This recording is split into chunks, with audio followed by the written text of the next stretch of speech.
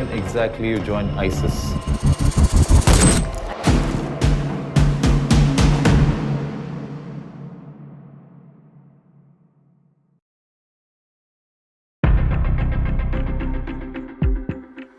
Kerala story এই সিনেমাটি ভারতে মুক্তি পেয়েছে গত 5 মে। মালাবার উপকূলের ভারতীয় রাজ্য কেরালায় গোপনে হিন্দু ও খ্রিস্টান ধর্মাবলম্বী নারীদেরকে জোর করে ইসলাম ধর্মান্তরিত করা এবং তাদেরকে জঙ্গি গোষ্ঠী ইসলামিক স্টেট IS এর হাতে তুলে দেয়া এই সিনেমার মূল গল্প। এতে বলা হয়েছে কেরালার প্রায় 32,000 নারীর জীবন এভাবে সিরিয়া আর ইয়েমেনে শেষ হয়েছে। আসলেই কি তাই, নাকি এর পেছনে লুকিয়ে আছে অন্য কিছু? সেই অন্য কিছুটি যদি সত্যি হয় তাহলে সত্যিটি আসলে কেমন?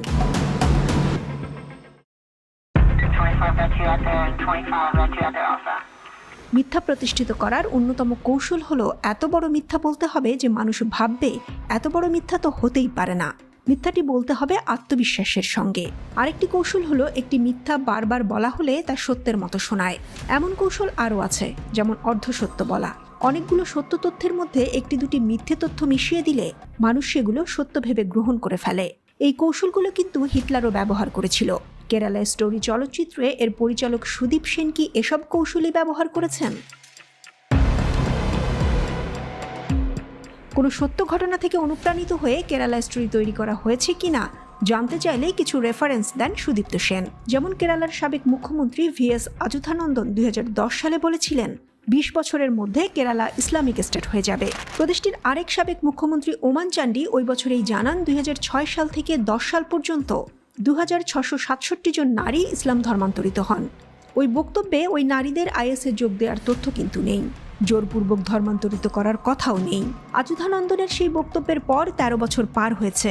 শিক্ষা, স্বাস্থ্যে, মানব উন্নয়নে ভারতের 1 নম্বর প্রদেশ কেরালা আগের মতোই সেকুলার প্রদেশই আছে। ভারত থেকে IS এ যোগ দেওয়া অধিকাংশই মহারাষ্ট্র, কর্ণাটক আর তেলেঙ্গানার, কেরালার নয়। তাহলে কেরালার কতজন? সংখ্যাটি কি 32,000?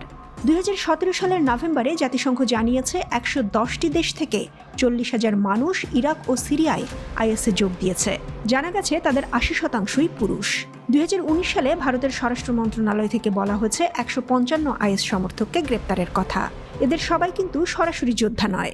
155 জনের মধ্যে প্রচারক, পৃষ্ঠপোষকও আছে, আর এসবের মধ্যে 40টি কেস কেরালার। যুক্তরাষ্ট্র 2020 সাল পর্যন্ত 66 জন ভারতীয় IS যোদ্ধার কথা জানিয়েছে। হ্যাঁ, 140 কোটি মানুষের দেশে 66 জন। ফ্রান্সের বেলায় সংখ্যাটি 2016 সালে 1700, জার্মানিতে 770, ব্রিটেনেও প্রায় 700। বলাই বাহুল্য, এসব দেশের চেয়ে ভারতে মুসলিম জনগোষ্ঠী অনেক বেশি। ভারতের এই 66 জনের মধ্যে 13 জন নারী। তাদের মধ্যে কেরালার 6 জনের 3 জন ধর্মান্তরিত মুসলিম। একজনের আগের ধর্ম ছিল হিন্দু। বাকি 2 নারীর আসল ঘটনার সঙ্গে কেরালা স্টোরিতে দেখানো কাহিনীর মিল নেই। আর 32,000 সংখ্যাটি ওই যে বড় করে বলা মিথ্যা। যেন মানুষ ভাবে অত না হোক 10,000, না হলেও কমসে কম 5,000 তো হবেই। আসল সংখ্যাটি যখন 3, তখন সিনেমায় দেখানো কেরালা জুড়ে চলতে থাকা সিক্রেট লাভ কনস্পিরেসির প্লটটা ধসে যায়। 3টি বিচ্ছিন্ন ঘটনাকে কি ষড়যন্ত্র বলা যায়? 3কে 32,000 বানিয়ে পুরো কেরালার গল্প বলে চালানো যায়?